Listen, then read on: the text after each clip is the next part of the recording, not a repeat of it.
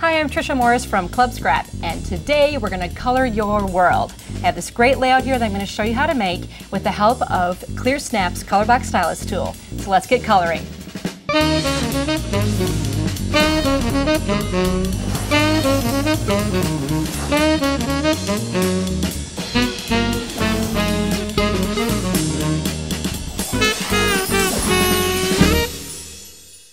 So let me introduce you to the tool we're going to be using today by Colorbox. It's a stylus tool. I have been using this for probably about 7 years, and it's indispensable to me. Now this is the stylus, and it has two ends that house tips. These are the tips. They come in all different kinds of shapes. Now this one is white, and it's a blender tip. It's used for blending inks and such. This is one of my favorite tools. And then over here we have a moldable foam tip. And so these tips just simply attach right into the handle very easily. And then when you want to change them out, you just take your thumb and you grip the handle of the tool and you pop it right out. They're easy to use. I'm also going to be showing you these wonderful little cat's eye ink pads. I love the size of them. This happens to be the Fluid Chalk ink by Colorbox, and it's one of my favorite inks. It comes in all kinds of awesome, luscious colors. This is just a 5-pack sample, but there are hundreds of colors available. So these are the tools, and let me show you how we're going to start using them to create a really awesome page. Now I have my 12 by 12 scrapbook paper here, and I want to show you that this is actually a duplex print. That means it's got ink on both sides. On this side, I already have some color, but I wanted to customize my paper. So on the other side, it just has no color. So that means I can create this paper however I want by using the Fluid Chalk ink pads and my little stylus tool. So I'm going to begin by attaching one of these moldable foam tips to the end of the handle. And because of the shape of this tip, I can actually take the cat's eye ink pad and push it down onto the pad, and now I have a handle for my ink pad. What I'm going to do is color in this area with this green ink, and in order to avoid contaminating the other sections of the paper, I'm going to mask it off. If you've done any stamping at all, masking is a really basic stamp technique that allows you to create some neat things. Now do you see how beautiful the color is landing on this paper? I'll rotate my mask and just finish it off on that side. So now I have a customized green area on my paper. Simply need to replace the lid, take it off, and then I can pick another color, attach it to my adapter tip, and then I can go ahead and color in another area. So if I just mask that, and there I can make this whole entire area yellow. So when you get it all colorized, that is what it will look like. I'm very happy with the colors because they're going to match the pictures I've already selected for this page. Next, I'm going to show you another fun way you can use these little cat's eye ink pads along with the handle tool. It's when we use some stencils. I actually have a thin little mylar stencil here that has this big word art and life. I'm actually going to put the word life here. So once again, I'm going to take my little adapter tip, attach the cat's eye ink pad, remove the lid, and directly over the stencil, I can use this ink pad. Now the blender tips work very well for this technique too. If you want to do lighter shading, you attach a blender tip, that's the white tip, and then you put it on the handle and you transfer the ink from the pad to the blender tip, and then from the blender tip to the paper, and that will give you ink with a little less intensity. So now when I pull that away, there I've created a custom word on my page using the ink and my stencil.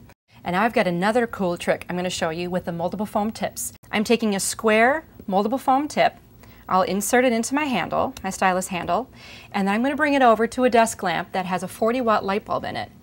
Now when I put this tool over here and I put it just a few inches away from that light bulb, what's going to happen is the heat from the bulb will actually turn that foam into something very pliable and moldable. And I have a rubber stamp here that I'm going to impress this heated foam into the stamp. I'm going to push it down into the stamp quite confidently. Push very hard and allow it to cool, basically. And the foam of this tip will actually make its way down into the crevices of the stamp so that I will get a reverse of that image when I pull it away. So now on the other side here I have a reverse image of this stamp. Isn't that cool? So let me show you how this looks. Here I have the original stamp. I've just inked it and stamped it for you so you can see what it looks like. And then right next to it, I have an impression of what I've created using my moldable foam tip. See how neat that looks? Plus it's a reverse. I'm going to use this image now to add a border to my page.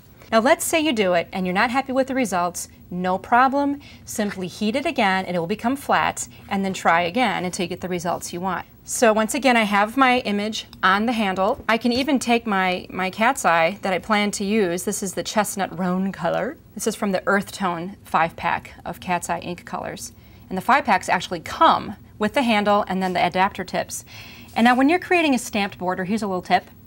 Start in the center. No matter how big your image is, just start in the center because then it's going to have a nice placement of the image. And all I'm doing is keeping one, I'm going to rotate it, and then when you ink it, just keep rotating and going down the page, keeping your stylus tool with the ink in one hand and then your stamp on the stylus tool in the other.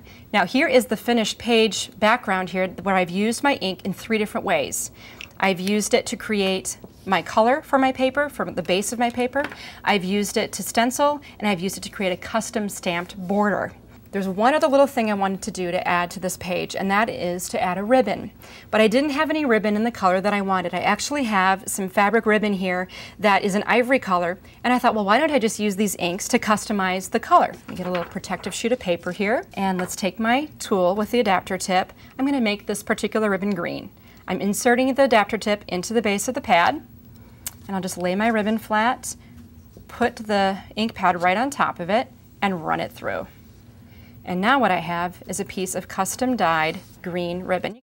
Oh, that's right, I have one more last thing I want to tell you how to do with these great ink pads, and that is to use them directly with a stamp. We've done all kinds of other things, but we haven't used our stamps yet. We're going to take this really neat collage stamp, and we're going to ink it with an assortment of inks.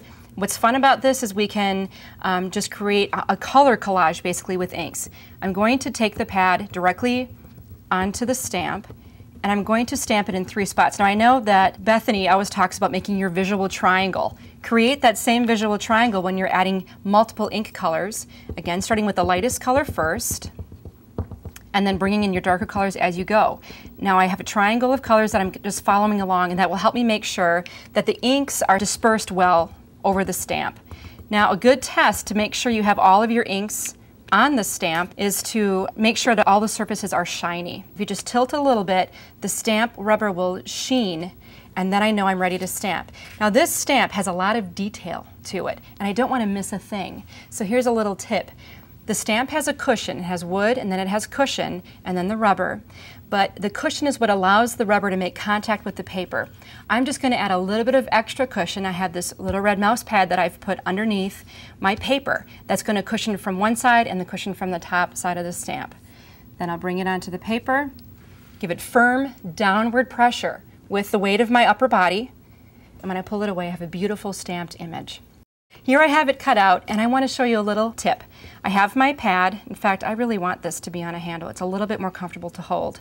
And I'm just going to take the pad and add what I call a paperless frame. And I also would really like to get rid of that white background that I have on this stamp. Bring in our little white blender tip. This is actually my favorite tip to use. Because I want really soft color here, I'm not going to go directly from my ink pad. I'm going to pick up some of the ink with my foam tip, and I'm just going to rub it into the background here with the tip. And that way I'm turning this white piece of paper into something a little bit more warm and friendly. So let me show you this page and how it all came together, all those components that we made. In the background, we went ahead and added the ink, sponged it on in all the different color blocked areas. We added the life. We did that with the pad directly onto the stencil, and then I added the word art as well with the stencil. And then I customized my green ribbon to match perfectly with my pictures and my inks. And then the heading for the page just happens to be a wood-mounted rubber stamp that I've colorized with the inks, and I've also altered the background paper of that stamped sheet as well. So there are so many things that I did with these inks, and I hope you've enjoyed learning about one of my favorite little tools, the stylus. For step-by-step instructions on how to create this week's project, download the design guide featuring special make-it-your-own bonus tips.